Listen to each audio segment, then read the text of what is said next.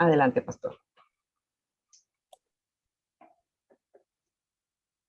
Bueno, estoy tratando de compartir la presentación, pero mientras tanto, permítame decir una palabra. Ayer se me preguntaba acerca del tema de los niños, ¿se acuerdan? Hermana Mireima estaba preguntando sobre ese tema. Sí, claro, pastor.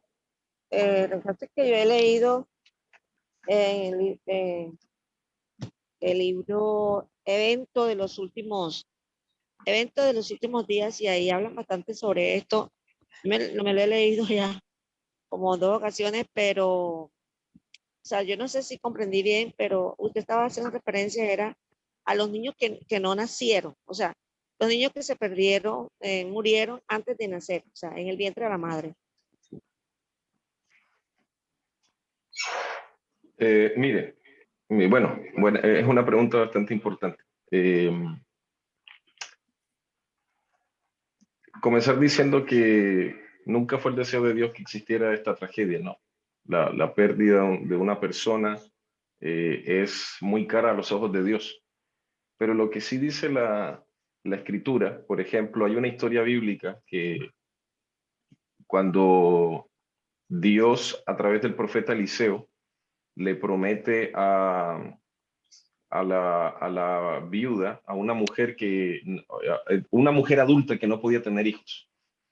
La Escritura dice que en ese momento de la historia, voy a ver si puedo encontrar la historia inmediatamente, está en el segundo libro de los Reyes.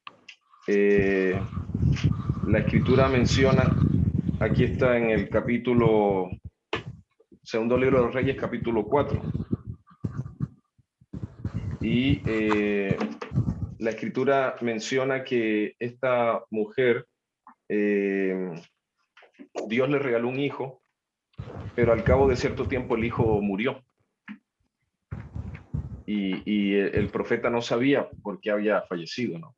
Él había quedado se sentía como mentiroso, porque él le había prometido a esta mujer que por haberle hospedado y ser hospitalaria, Dios le iba a bendecir con un hijo al año siguiente. Pero el niño después de cierto tiempo fallece. Y fallece en una edad en donde el niño todavía no puede tomar decisiones espirituales. Entonces, hermana Mireima y querida familia, cuando nuestros hijos no tienen la capacidad de tomar decisiones espirituales que les puedan definir su salvación, la fe de los padres es fundamental en este proceso, porque Dios coloca la responsabilidad de que la familia se logre salvar en la fe de los padres. Y aunque no es el tema de hoy, pero permítanme dedicarle unos minutitos a este tema. La Biblia dice que cuando, por ejemplo, el carcelero de Filipo en Hechos 16 encontró a Jesús, ustedes saben que con ese encuentro vino la conversión de la familia del carcelero. Es decir, los hijos no habían podido tener la posibilidad de salvarse a no ser de que el carcelero hubiera conocido a Jesucristo. Entonces, la fe de los padres es fundamental cuando los hijos no tienen una edad o una madurez espiritual para tomar decisiones espirituales. Y si uno de esos hijos llega a fallecer, ¿verdad? Obviamente la condición está. No es tanto, hermana Mireima, y no es el punto bíblico, no es el argumento de decir si fue intrauterino la vida o si fue cuando ya había nacido. Estamos hablando de que mientras existe una vida y no tenga la conciencia, la capacidad de tomar decisiones, la influencia de los padres define este tema. Ahora, volviendo a la historia de Eliseo, cuando Eliseo llegó al aposento, yo tengo aquí un relato. A ver, permítame, estoy tratando de compartir la pantalla. Entonces, querida familia, como para conversar un poco y aprovechar y yo meto una cuña publicitaria de un tema que lo encuentro importante. A ver, yo tengo otra cuenta de Zoom abierta ahora que se dice también David Soto. Sale la Denis, foto de habrá mi que familia. pasarle al coanfitrión también. Exactamente. Ah, ya, ahí estamos. Pastor, Excelente, familia. perdón, usted tiene el otro micrófono en la mano Ujú. y al ser latino está hablando también con las manos, pastor, y está haciendo el pequeño ruido con ese. Ya, me lo voy a poner aquí en la oreja. Gracias, pastor. ¿Ahí se escucha bien? Perfecto, pastor, muchas gracias. Buenísimo. Me gustó esa última frase, ¿no? De que nosotros hablamos con las manos. Bien, ahí está la cita. Esa cita dice que cuando Eliseo llegó a la casa, entró al aposento donde estaba el niño muerto, cerró la puerta, oró a Jehová, después subió, se echó sobre el niño, poniendo su boca sobre la boca de él. Por favor, esa parte no me pregunten, hoy día eso ningún pastor lo puede hacer. Sus ojos sobre los ojos de él, las manos sobre las manos de él, y entró en calor, etcétera. El niño se levantó, el joven era un adolescente, y el joven estornudó 7 veces. Cuando llamó al siervo, Giesi, Eliseo le pidió que le mandase a la madre, y cuando ella entró, vio a su hijo, y obviamente el hijo había resucitado. Entonces, mire lo que dice acá. Así, están leyendo, ¿cierto? Así fue recompensada la fe de esta mujer. Cristo, el gran dador de la vida, le devolvió a su hijo. ¿Se entiende, verdad? Cristo, el dador de la vida, le devolvió a su hijo. Así también serán recompensados sus fieles cuando, en ocasión de su venida, la muerte pierda su aguijón y el sepulcro sea despojado de su victoria. Entonces devolverá el Señor a sus siervos los hijos que le fueron arrebatados por la muerte. Ahí está una linda promesa. Así ha dicho Jehová, y aquí está la cita que ustedes han leído cuando Herodes mandó a matar a todos esos niños menores de 2 años, ¿se acuerdan? Que Herodes quería destruir a todos los que iban a ser posibles mesías. Por ejemplo, Mateo capítulo 2 dice que con la visita de los magos se mandó a matar una cantidad de personas, ¿se acuerdan? Y aquí está la cita, ¿no? Raquel lamenta por sus hijos, no quiso ser consolada acerca de sus hijos, porque perecieron.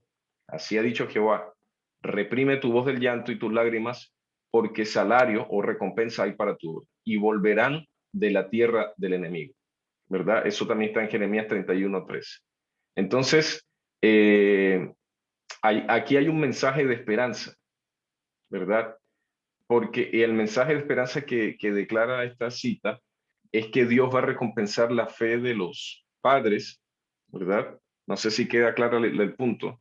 No es tanto el tiempo, lo que queda claro es que hay dos cosas importantes. Los hijos que inocentemente fallecen y que no tienen la posibilidad de decir mire, nosotros los adventistas le enseñamos a los niños, el principio que tomó la iglesia es, bautizamos a niños a partir de los 8 años de edad. Aquí en la división sudamericana, que sede en Brasil, un niño adventista, de hogar adventista, a partir de los 8 años, la recomendación del ministerio infantil, ¿verdad? Hay una cita también de Elena White que dice, ¿verdad? Que entre los 8 a los 12 años es una buena edad para que los niños tomen decisiones por Cristo. Entonces, ¿qué pasa cuando un niño no tiene una edad para bautizarse o no sabe aceptar a Jesús como su Salvador o no puede explicar los 10 mandamientos? Ahí entra la fe de los padres, porque no puede un niño pequeño tomar decisiones por Jesús si Jesús mismo se bautizó más adulto, ¿correcto? Cuando un niño no es de hogares adventistas, pero asiste a un club de conquistadores, va a un colegio adventista, sus padres no son adventistas, eh, necesita tomar decisiones a partir de los 12 años, porque de entre 10 y 12 años, si no tiene un tutor adventista a su lado, la iglesia no aconseja que se bautice todavía, porque un niño solito, si sus padres no lo apoyan, no va a prosperar su fe en el Señor. Esas son recomendaciones que toma la iglesia, por lo menos acá en Sudamérica, aquí en esta división. Ahora, vuelvo al punto, la fe de los padres, la fe de los padres. Y lo segundo es, el Señor va a premiar y recompensar la integridad de esos padres en la vida. Por eso es importante que los padres recuerden esa promesa en el concepto de la fidelidad. Y la cita que estaba mencionando es Profetas y Reyes, hermana Mireima, página 180. ¿Ok? ¿Ok? Profetas y reyes. Eso sería un primer capítulo para ir cumpliendo, ¿verdad? Con nuestro deseo. Yo quisiera, ahora por segundo lugar, que ustedes me acompañen al primer libro de los Reyes, capítulo 18. Primer libro de los Reyes, capítulo 18, versículo número 30. Y la segunda parte de esta reflexión la hemos titulado La vida espiritual de la familia, restaurando altares. El relato ya no es el profeta Eliseo, ahora es el profeta Elías. Y las Sagradas Escrituras mencionan que el profeta Elías se encontraba solo en una situación muy complicada. Tenía al pueblo descarriado. Los líderes espirituales que existían eran mayoritariamente del partido político religioso de la esposa del rey Acab, que era Jezabel. Así que existían profetas falsos de Baal y también de Acera. Existía más la idolatría. El pecado reinaba en la religión reinante o gobernante. Y Elías se sentía frustrado, se sentía solo. Y en medio de esa crisis, él llegó a pensar que él era el único que estaba adorando a Dios. Y Jehová le dijo a Elías, no, hay 7,000 que no han doblado su rodilla ante Baal. ¿Se acuerdan esa frase? Es decir, Dios le está diciendo, el Señor le estaba diciendo a Elías, mira, tú no eres el único que eres creyente. Hay otras personas que también son creyentes aquí. Y hay personas que no han doblado su rodilla ante otros dioses, sino solo a mí. Entonces, en ese momento Dios le encomienda a Elías a que cumpla un ministerio. Y ese ministerio era restaurar un altar y una fe en el pueblo. Y de eso trata estos minutos. Vamos a dedicarle unos 15 minutos a esta parte. ¿Les parece? Primer libro de los Reyes, capítulo 18, versículo número 30. Y dice la historia, entonces Elías dijo al pueblo, acercaos a mí. Y todo el pueblo se acercó a él. Y él reparó el altar del Señor. ¿Qué hizo el pueblo? Se acercó. No dice que el pueblo se convirtió o que el pueblo se arrepintió o que el pueblo le ayudó a cargar las piedras para reparar un altar que se adoraba. Antiguamente, en el Monte Carmelo, lleno de vegetación, de exuberante paisajismo, los adoradores iban a idolatrar a dioses falsos en ese lugar. Esos eran los lugares que se llamaban los lugares altos. No sé si ustedes han oído esa frase, que ciertos reyes quebraron o destruyeron los altos. Esos altos eran estatuas que estaban encima de las montañas y la gente iba a hacer peregrinaciones para adorar a ese lugar. Bueno, Carmelo había sido un monte que había sido contaminado por la idolatría. Y en ese lugar Dios quiso restaurar un altar. Cuando hablamos de restaurar, hablamos de que existía algo, ¿verdad? Restaurar, por ejemplo, un archivo, significa que estábamos escribiendo en Word, en PowerPoint, y de repente se nos dañó el computador, algo que a mí me pasó hoy, por eso no podía entrar a la presentación. Entonces, restaurar significa volver a intentar de que funcione algo que estaba creado, que existía, que estaba construido, pero que se dañó por algo, ¿ok?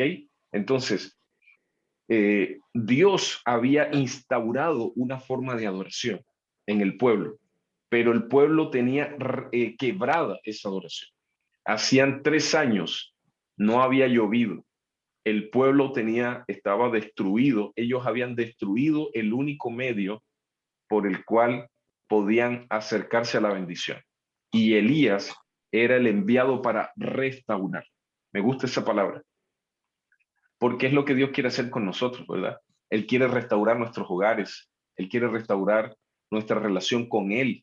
Él quiere restaurar confianza, restaurar armonía. Restaurar es como, ¿se acuerdan que yo les coloqué el ejemplo de la guitarra en una de las mañanas que hemos estado juntos? La guitarra tiene que afinarse. Dios quiere restaurar el sonido. Él quiere generar ese principio. Pero debemos, como Elías, Dios también, de paso, el pueblo adventista es el tercer Elías. Dios espera que exista restauración. Y Dios quiere restaurar el altar. El altar es el lugar donde adoramos a Dios. Y existen varias restauraciones. En mayordomía cristiana se habla de que existen varios altares que deben ser restaurados. Uno de ellos es el altar del culto personal. Un altar, culto personal. Las personas tienen que diariamente, al igual que Elías, acercarse a Dios, al lugar, al momento en donde están en comunión con Dios. Nosotros no creemos en el peregrinaje como hacen los judíos, los musulmanes, de que hay que ir a Jerusalén, hay que ir a la Meca. Es decir, nosotros no es que vamos a ir a Washington o vamos a ir a Michigan, donde está la casa de Elena de White, y hay que tocar la cama donde ella murió. No, nosotros no creemos eso, ¿verdad? Pero sí creemos que todos los días debemos hacer un peregrinaje o volver nuestro rostro, como hizo Daniel. Daniel en capítulo 9 dice que volví mi rostro, versículo número 2, volví mi rostro a Dios. Es decir, Daniel todo el tiempo tenía una costumbre de restaurarse. Otro tipo de altar es el altar de la salud. Nuestro cuerpo es un templo del espíritu y debemos restaurar la armonía en el estilo de vida, la calidad de vida, la calidad de salud. Si destruimos el cuerpo, Dios nos destruirá a nosotros. Es decir, ustedes han visto estas frases, estas historias que mencionan estos versículos, que el templo del cuerpo donde mora el Espíritu Santo debería estar restaurado. Entonces, cuidar el ejercicio, cuidar el estilo, los hábitos, los 8 remedios, con la palabra te sanaré, temperancia, ejercicio, sol, aire, nutrición, agua, reposo y esperanza en Dios. Te sanaré, los 8 remedios. Está el otro altar que es el altar del culto familiar, que algo de ello vamos a mencionar en estos minutos, pero también hay dos altares que deben ser restaurados. Está el altar del culto de la iglesia, personas que la pandemia les excusó, pero no pudo haber mejor excusa que haber llegado la pandemia. ¿Por qué? Porque dejaron de ir a la iglesia, dejaron de conectarse con la comunidad de la iglesia. Y qué felicidades verles a ustedes, ver personas, como ustedes mencionaban, Adulfay, ¿cierto? Que se está integrando. Restaurar significa que tenemos una comunidad. Ustedes están colocando piedras aquí, ¿no? Aquí yo tengo 23 participantes acá en el computador y ustedes están poniendo piedras. Cada uno de nosotros es como un bloque, ¿no? Como un ladrillo y entre todos una piedra grande que estamos construyendo un altar, el altar comunitario, la comunidad espiritual de la iglesia. Ustedes son una iglesia virtual, están en todas partes, latitudes, a miles de kilómetros. Si nos tuviéramos que reunir físicamente, sería complejo que todos pudiéramos estar, pero estamos virtualmente como una comunidad. Eso es un altar que se está restaurando, porque nadie puede vivir sin adorar, no dejando de congregarse como algunos tienen por costumbre. En Chile llevamos año y medio que no nos podemos juntar en la iglesia físicamente. Entonces, la restauración del culto público, la comunidad, pero está también la restauración de la fidelidad, restaurar la fidelidad, lo financiero. Hay muchas historias de fe, de personas que han perdido o menguado su trabajo, pero no su lealtad a Dios. Porque es fácil, si tú ganabas 100,000 y ahora ganas 80,000, pues simplemente tu diezmo van a ser menos dinero, pero va a ser proporcional a tu ingreso. La fidelidad, familia, es importante. Y en la fidelidad son una fidelidad espiritual y una fidelidad financiera. Fidelidad a Dios. Nunca debe perderse la armonía de la fidelidad. Dios premia a la fidelidad y Él espera fidelidad 100% de su iglesia. Ojo con esto, esto es un altar que se ha quebrado bastante. Necesitamos no permitir que nada violente nuestra mayordomía financiera, ofrenda y diezmo. No solo decir, bueno, yo devuelvo el diezmo, pero bueno, es que las iglesias están cerradas y no hay gastos, entonces no doy ofrenda. No, nosotros tenemos que ser leales a apartar mensualmente, ¿verdad? Un 2% de mis ingresos, un 1%, aunque sea, pero yo fielmente y de manera mensual debo hacer. Y el último altar es el altar del sábado. El sábado es un altar que ha sido muy quebrado dentro de los 10 mandamientos, y los adventistas hemos sido llamados a restaurar este altar. No voy a detenerme mucho en el altar del sábado porque ustedes y yo hemos estudiado este tema y lo conocemos bastante bien. Así que voy a compartir, tengo unos minutos más según el reloj que tengo por acá. Y dice aquí claramente, hemos sido creados, ¿no?, a imagen y semejanza de Dios. Esto implica que nuestras familias son un símbolo y el enemigo está tratando de destruir esa imagen. Entonces, cuando hablamos de restaurar, es porque el diablo fue el que destruyó. Elena de White dice, cualquier cosa que habría de destruir la paz y la unidad de la familia debe reprimirse con firmeza y debe fomentarse la bondad y el amor. El que manifiesta un espíritu de ternura, tolerancia y cariño, notará que se le trata con el mismo espíritu. Entonces, debemos reprimir cualquier cosa que destruya nuestros altares. El libro de Evangelismo dice lo siguiente: la unidad en el hogar y la unidad en la iglesia se manifiestan en el modo de ser y la gracia de Cristo, más que los sermones y los argumentos. Es decir, tenemos que cuidar que aún nuestra espiritualidad, nuestra armonía y nuestra forma de trabajar sea especial. Yo quiero mencionarles aquí, voy a avanzar un poco. Después, familia, yo les voy a enviar un link para que ustedes por internet puedan descargar todos estos materiales. ¿Les parece? Es mi compromiso.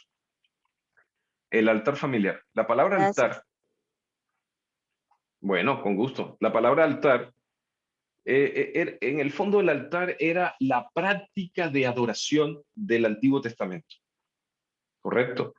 Esta cita de Deuteronomio 6 que yo con el mouse ahí, con el puntero le estoy mostrando, esta cita ya la leímos en otros días. Se la repetirás a tus hijos, hablarás con ellos cuando entres, ¿verdad? Esta ley, estos consejos se los mostrarás a tus hijos. Entonces, el altar era un lugar en donde la familia se reunía para adorar. Eso incluía la práctica de enseñar los mandamientos de Dios. La palabra altar viene de dos verbos. El primero es sabaj, y sabaj significa degollar. Obviamente, degollar una oveja, un buey, hasta 2 palomitas si tú eras pobre, ¿no? Y no podías dar una ofrenda mayor. Y también la palabra tuo, que significa sacrificar. Sacrificar incluye dinero, incluye disposición, porque tú tienes que disponer lo mejor, una oveja, algo que era tuyo, eh, y disponérselo a Dios. O sea, tú le estabas entregando a Dios lo mejor, ¿correcto? Por eso habla de disposición. Entonces, Dios quería que las personas sacrificaran algo, ¿verdad? Y que, a ver, degollaran un animal. ¿Por qué degollar? Porque la Biblia dice, bueno, en Génesis 3:21, no tenemos tiempo para explicar, pero cuando nuestros padres estaban desnudos, Dios cubrió con pieles su vergüenza. Pero ese día, en vez de morir Adán y Eva, murió un cordero, murió una oveja, se degolló, se sacrificó, se derramó sangre, se desolló, se le separó la piel, y con las túnicas de las pieles nuestros padres cubrieron su vergüenza. Y aunque Dios los perdonó, alguien murió.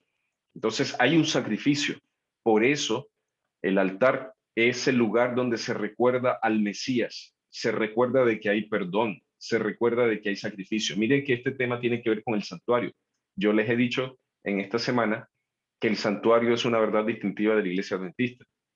Y bueno, aquí les dejo algunos modelos. Este tema, repito, se los voy a compartir con más precisión para que ustedes lo analicen eh, en sus casas, ¿no? Adán y Eva fueron restaurados, Abraham hizo un altar donde iba. En Génesis capítulo 12 menciona que donde se le apareció Jehová, él hacía un altar, ¿no?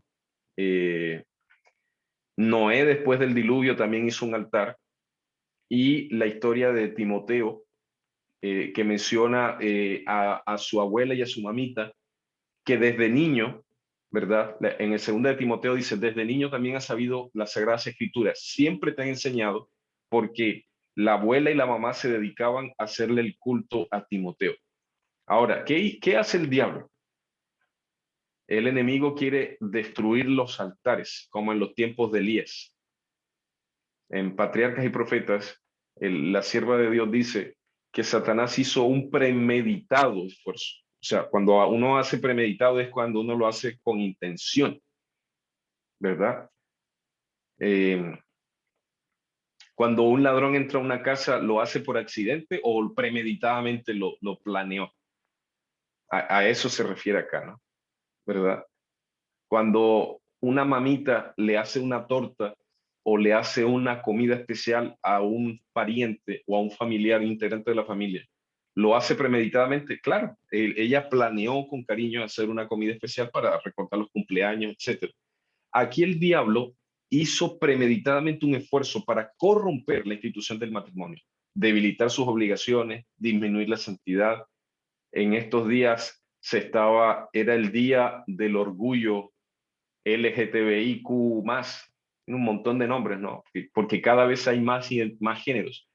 Se ha llegado hasta decretar que hay 34 tipos de géneros de la identidad sexual. Es decir, hay gente que no se siente hombre, hay gente que no se siente mujer, hay gente que no tiene sexo definido, hay gente que siendo mujer se viste como hombre, etc. Hay un montón de definiciones, y el diablo está tratando de disminuir el tema del matrimonio, de la santidad, de la identidad sexual, etc. Son temas muy sensibles, demandantes de que la gente, si uno habla de estos temas, lo tildan de discriminador, ¿verdad?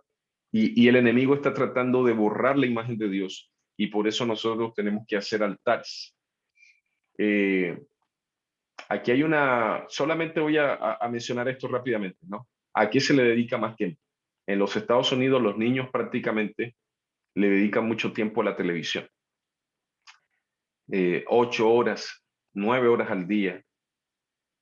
Y durante ese tiempo, dice en una estadística del año 98, cuando este libro de Stephen Covey, él menciona de que, imagínense, para el año 98, que es un año ya muy antiguo, perdón, ahí sí, dice que un niño en televisión puede ver hasta 8.000 asesinatos y 100.000 actos de violencia. Obviamente, por eso es muy importante filtrar los contenidos de lo que nuestros niños están observando. ¿Y por qué pongo este ejemplo? Porque, bueno, tenemos muchos peligros que impiden que una persona no haga el culto. La priorización del tiempo, el secularismo. Por eso hay una cita ahí de Conducción del Niño que dice que por muy urgentes que sean nuestros negocios, es decir, papá y mamá trabajan, pero por muy urgente que papá y mamá trabajen, no dejéis de reuniros en torno a vuestra familia y en torno al altar. Es decir, yo estoy tan ocupado, pero dentro de mis ocupaciones tengo que sacar tiempo para hacer el culto. Y si tengo niños chicos, tengo que, ¿verdad?, tiempo para estudiar con ellos.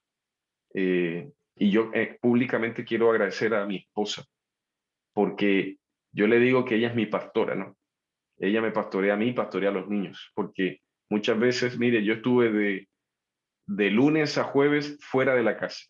Y de lunes a lunes a jueves, ¿quién es la pastora de la casa? ¿Quién es la que lidera la vida espiritual de mis hijos? Mi esposa.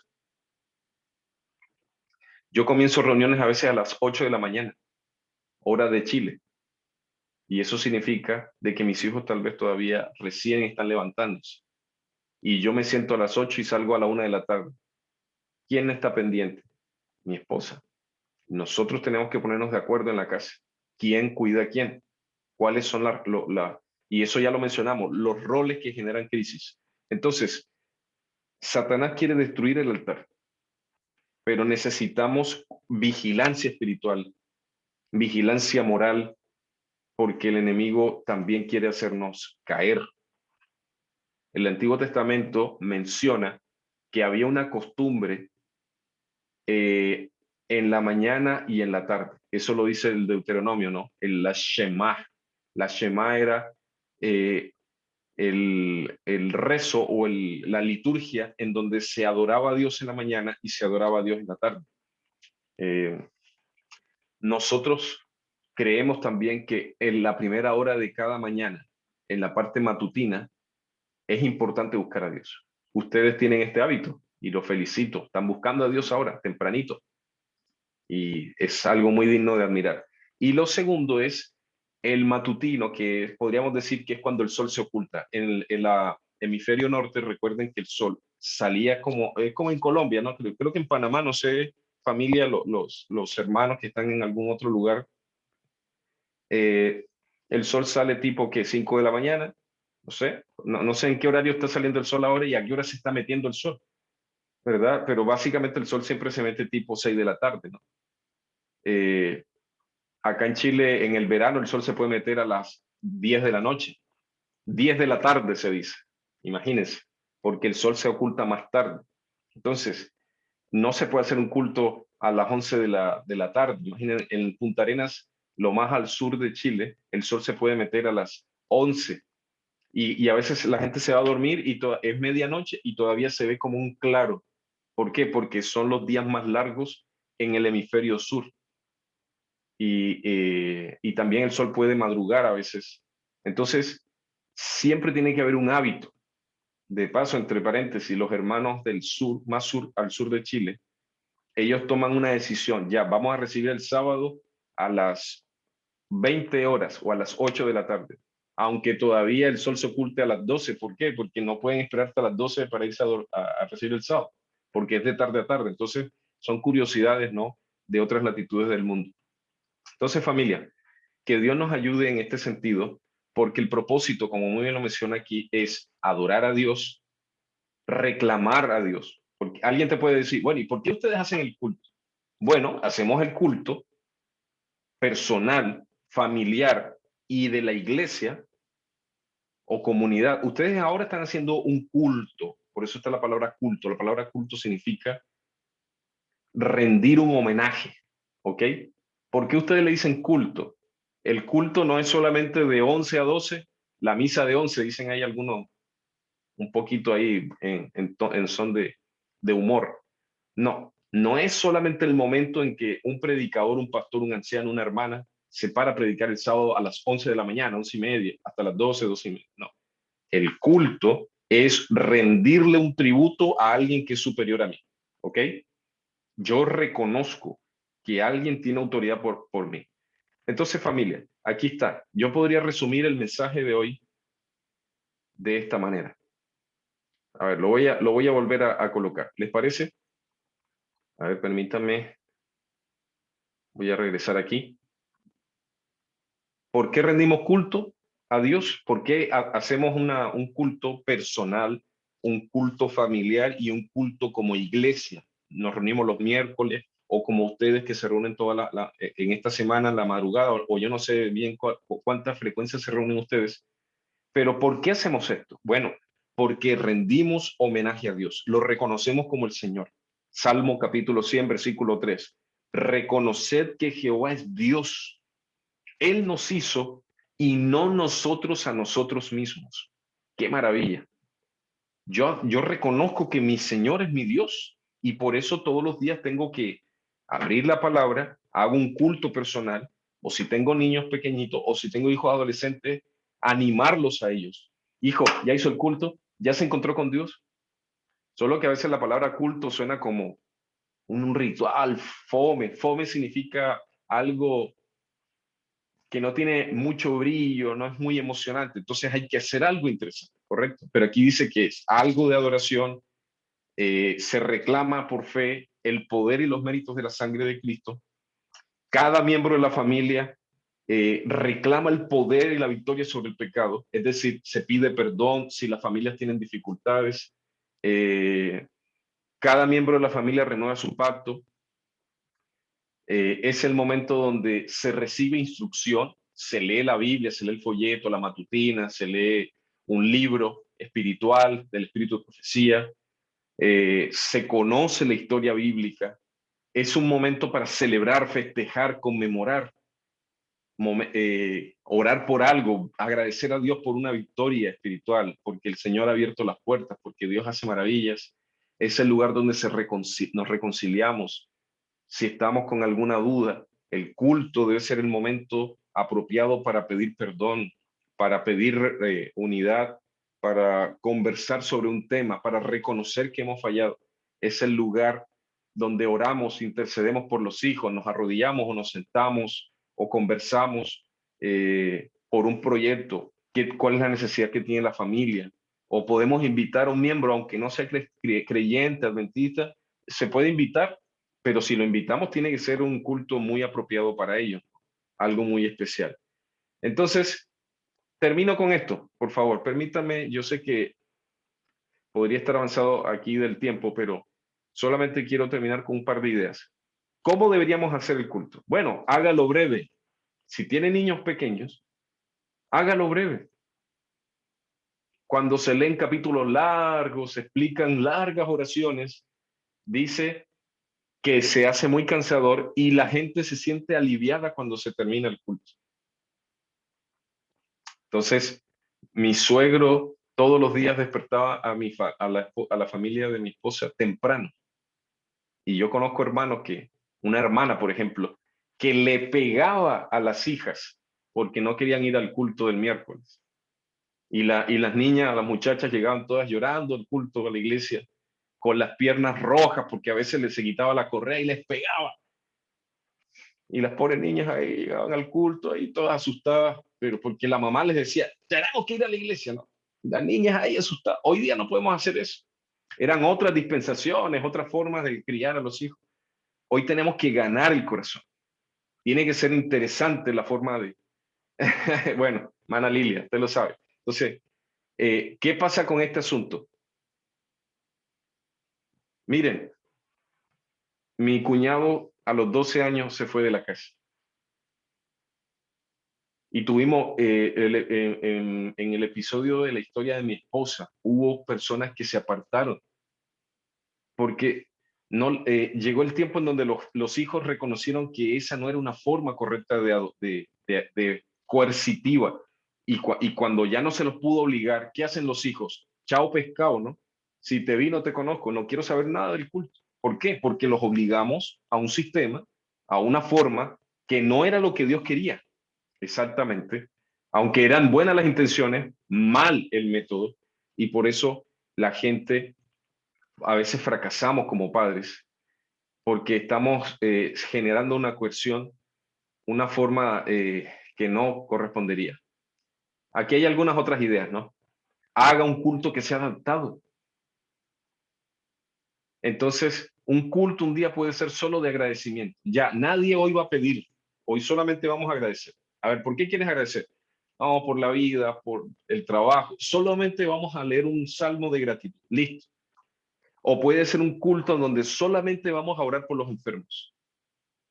O tal vez estamos de cumpleaños. Bueno, vamos a hacer el día del cumpleaños, está la torta, están los invitados. No vas a hacer un culto largo ahí si tienes gente no adventista, no. Lee un versículo y haz un culto. Eso es un culto. En medio del cumpleaños está la torta, están las papas fritas, están ahí los globos, las guirnaldas, no sé. Y en medio de eso, tú aprovechas para pedir, ¿sabes qué? Antes de que le cantemos el cumpleaños feliz, quisiera leer una porción y hacer un homenaje a Dios. Eso es un culto, ¿ok? Es una forma de gratitud pública. Obviamente los momentos, yo estoy hablando de cultos familiares, de momentos de familia. Entonces, por ejemplo, apréndanse un nuevo canto, pongan un YouTube, una canción nueva. Mire, hoy vamos a aprender esta canción. Memorizar texto, leer una historia en serie. Ya, todos los días vamos a leer, así como el Rey por su palabra. Todos los días vamos a leer un capítulo. Nosotros con los hijos tenemos los tomos de las bellas historias de la Biblia. Entonces, todos los días los niños saben que antes de dormir van a leer una porción de esa parte de la historia de la Biblia. Y vamos, ¿no? Por ejemplo, la historia de David y Goliat, después cuando Samuel ungió, después cuando esto, después cuando huyó de Saúl, después cuando murió Saúl, su amigo Jonathan. Es decir, diariamente hay una secuencia de estudio. Y otras cosas que están ahí, ¿no? Otras cosas que aparecen ahí. Miren todas las ideas que se pueden tener en un culto, ¿no? Entonces, orar, hacer una lista de oración por la familia, ir a la naturaleza, los que pueden salir. Yo estoy aquí encerrado ahora, el aire está malo, pero si usted puede salir y puede hacer una actividad en un lugar, hagan un juego bíblico. Imagínense, hagan algo interesante. Miren todas las otras ideas, ¿no? Cultos especiales, etcétera. Termino leyendo esta frase. Aquí tengo más material, pero el tiempo no me acompaña. A ver. Primer libro de Crónicas, capítulo 9, versículo 19. Salum, hijo de Coré, hijo de Ebiasaf, hijo de Coré, y sus hermanos, los coreitas, por la casa de su padre, tuvieron a su cargo la obra del ministerio, guardando las puertas del tabernáculo, como sus padres guardaron la entrada del campamento de Jehová. Nosotros tenemos la responsabilidad de guardar, de custodiar, de cuidar lo que nuestros padres espirituales, los pioneros de la iglesia, lo que nuestros fundadores, los que lo dejaron todo por cuidar de la iglesia. Y ahora es nuestro legado cuidar de que el altar esté bien restaurado. ¿Sabes? Nosotros nos debemos a los hermanos que fueron fieles, que lucharon primero en la iglesia. Y nuestro deber es custodiar, porque si nosotros no hacemos que nosotros no restauramos también el altar, el cuidado en la iglesia, ¿quién más lo va a hacer si nosotros somos esta generación? Entonces, deberíamos haberlo hecho o deberíamos continuar haciéndolo, ni siquiera por la salvación de nuestra propia familia, que ya de por sí es lo más digno, ¿no? Es también por amor a la iglesia, a la causa. Y piensen por un momento cuántas personas, los padres de estas personas lucharon por la iglesia y hoy día no están, a ver, ahí sí, y hoy día no están teniendo el privilegio de ver que sus hijos caminan. Yo tengo en mi cabeza, por respeto no voy a mencionar nombres, pero historias de personas que fueron fieles, fueron grandes líderes, y sus hijos, mientras el padre caminaba, fiel, pero después tal vez el padre murió y los hijos tomaron otro caminito, se fueron. Y los hijos de estos hijos, o sea, los nietos, o más bien, los descendientes de estos hijos de este hermano, ya no están en la fe. Es decir, se rompe una generación. Hay una estadística que menciona que nosotros perdemos la tercera y cuarta generación. Y eso también está en la Biblia, tristemente. Pero no necesita ser nuestra realidad. Nosotros podemos tratar de cuidar de que la siguiente generación de adventistas permanezca en la fe, permanezca en la iglesia, ¿verdad? Y podemos luchar para que así sea, para que Dios nos ayude a ser fieles hasta el final. Restaura el altar que tengas que restaurar. Culto personal, culto familiar, culto de la iglesia, la restauración de la salud, que ni siquiera lo toqué, el tema de las finanzas, restaurar en guardar el sábado bien, etcétera. Primer libro de Reyes 18:30, el Señor llamó a Elías para que restaurara. Y Elías invitó al pueblo y el pueblo se acercó a Elías. Cuando tú, como líder espiritual, comienzas restaurando el altar, entonces tienes autoridad espiritual para ahora invitar a otra persona a acercarse al Señor, a acercarse a Dios, porque ellos ven el ejemplo. La gente observa y dice, bueno, él estudia, ella estudia, está leyendo la Biblia, ella está haciendo un altar, entonces ahora me está invitando a mí y yo voy porque me siento motivado a ir, porque tengo la mejor motivación, que es ver que esa persona está siendo leal en esto.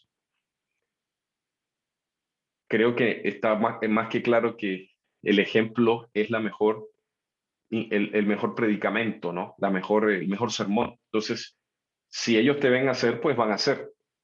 Yo creo que aquí nadie va a decir, vaya a estudiar y tú nunca estudies, o vais a orar y nunca te ven orando. Entonces, tenemos que ser el ejemplo para que otras personas sientan esa autoridad.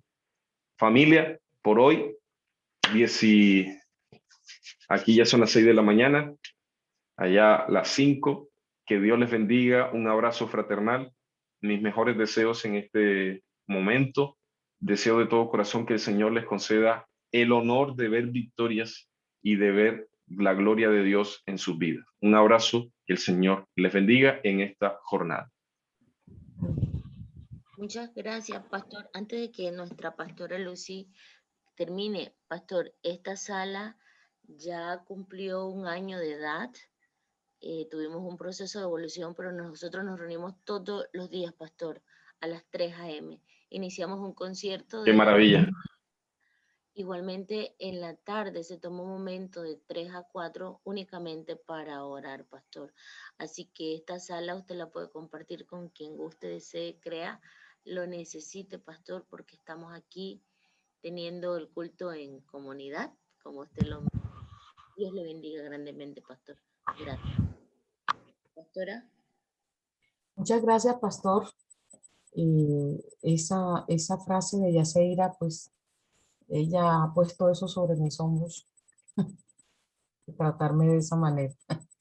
Así que yo me apeno porque la diferencia es con usted. Muchas gracias, muchas gracias. Dios le multiplique grandemente en este propósito de seguir siendo ese guía, esa orientación en su ejercicio pastoral, y de manera muy especial gracias por este tiempo que usted dedica también al servicio del Señor para Manada Pequeña en este espacio. Muchas gracias. Yo creo que todos también podemos expresar esa gratitud poniéndole nuestros corazoncitos rojos ahí al pastor, y creo que démosle paso al coro tema y concluye usted, pastor, con la oración final. Muchas gracias, Pastor David. Una alegría volverlo a ver. Mi cuñada Martica, que está en proceso de casarse para bautizarse porque no ha podido, le manda muchas bendiciones, un Qué saludo bueno muy saberlo. caluroso, que ella se acuerda mucho de usted cuando estaba muy niño, cómo llegó acá, y dice que usted siempre cogió un buen camino. Y yo le dije, acuérdate que yo siempre le dije, yo tengo el ojo clínico espiritual también. Ese niño va a ser un pastor y excelente pastor por la gloria del Señor, y va a prosperar, porque el prosperar es cuando uno obedece a Dios, prospera. Entonces ella estaba muy feliz de recordar todo esto, y si se acuerda, yo me acuerdo cuando el pastor me traía, hermano David pequeño todavía, me traía a mí, que era mayor de edad, coritos escritos con su propio pulso y himno, y me los traía acá, sacaba tiempo para venir a la casa. Yo me acuerdo, yo me acuerdo, y ay, yo decía, él va a prosperar en el camino de Dios. Siempre lo decía acá. Qué rico. Gracias. El mejor regalo que pueden hacer es la oración por su siervo. Se agradece mucho. Amén. Mañana tendremos el último tema. Así es. Mañana vamos a cerrar con broche de oro.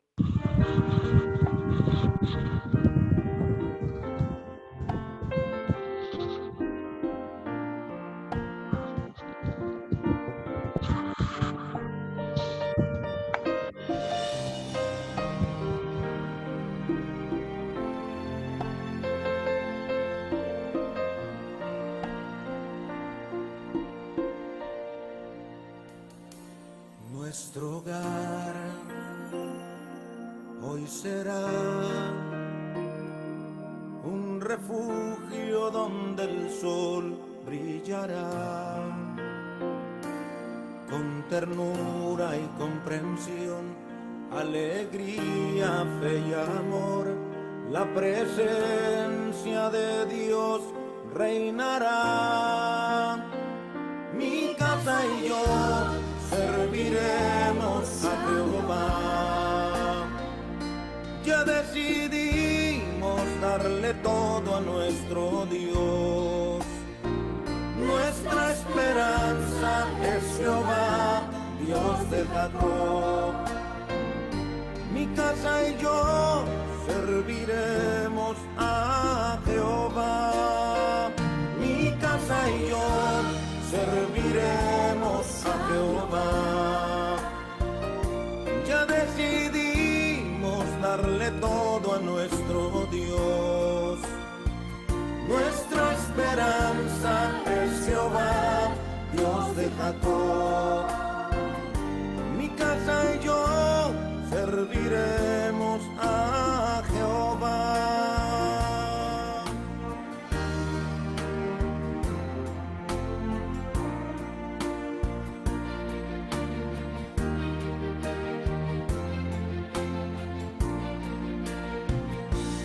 Nuestro hogar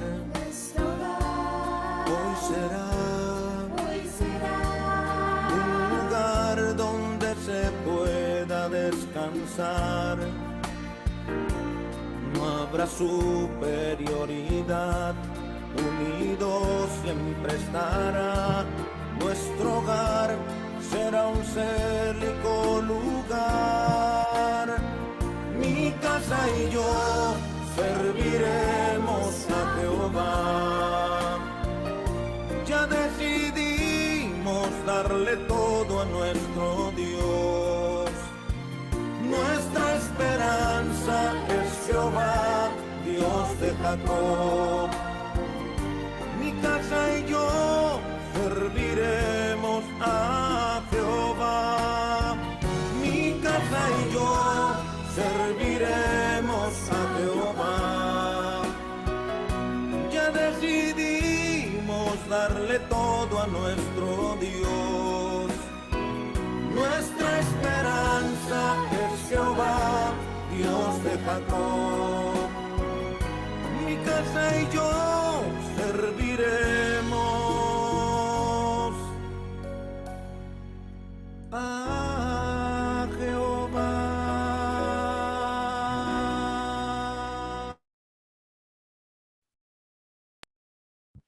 Muy bien, vamos a orar en este momento. Amado Padre, gracias en esta mañana porque nos otorgas la probabilidad, la bendición y las condiciones para el éxito. Gracias porque tú quisiste que así fuese. No merecemos nada. Lo que tenemos lo hemos recibido de ti y simplemente te suplicamos que nos acompañes. Gracias por todo el cariño, todo el cuidado y porque somos tus hijos en todo tiempo. Ayúdanos, Señor, a generar la restauración necesaria y a reconocer tu grandeza en nuestra vida. Te lo pedimos en el nombre de Jesús. Amén. Amén. Amén. Amén.